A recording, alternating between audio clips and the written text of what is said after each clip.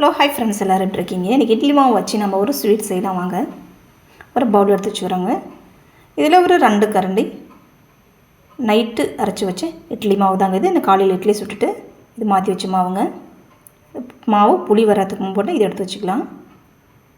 இதுக்கு ஒரு 2.5 ஸ்பூனு நான் மைதா மாவு சேர்த்துறேங்க.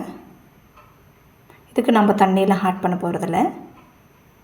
இது கூட ஒரு பிஞ்சு உப்பு சேர்த்திக்கலாம். நம்ம ஸ்வீட் செஞ்சால் கொஞ்சமாக உப்பு சேர்த்தணும். நான் லெமன் எல்லோ கலர் தாங்க சேர்த்துருக்கேன், ஃபுட் கலரு. இதை நல்லா நம்ம மிக்ஸ் பண்ணி விட்டுக்கலாங்க.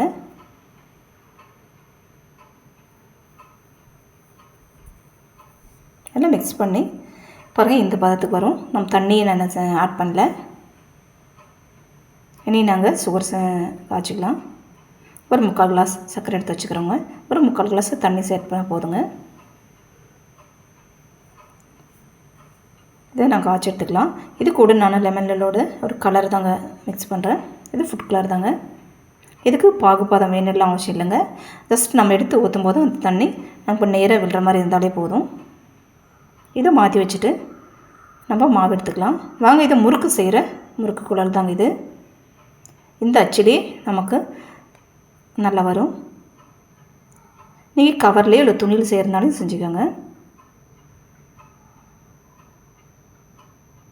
நான் ஏற்கனவே எண்ணெய் சூடு பண்ணி வச்சுருக்கேங்க. எண்ணெய் போட்டு எடுத்துக்கலாம்.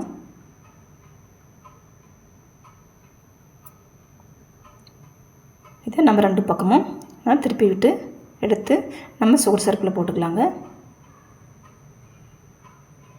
லைட்டாக சூடாக இருக்குன்னா சுகர் சிரப்புங்க. அப்போ தான் சீக்கிரமாக இது பாகு ஆட் ஆகும். அதிக நேரம் பால் விடாதீங்க. இதே போல் நம்ம எல்லாத்தையும் போட்டு எடுத்துக்கலாம்.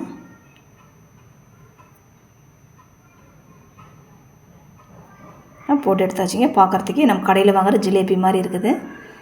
நீங்கள் ரெட் கலர் சேர்த்திக்காங்க. என் எல்லோ இருந்தாலும் எல்லோ சேர்த்துருக்கேன். இந்த கேரளாவில் எல்லோ கலர் இங்கே ஃபேமஸாக இருக்கும்.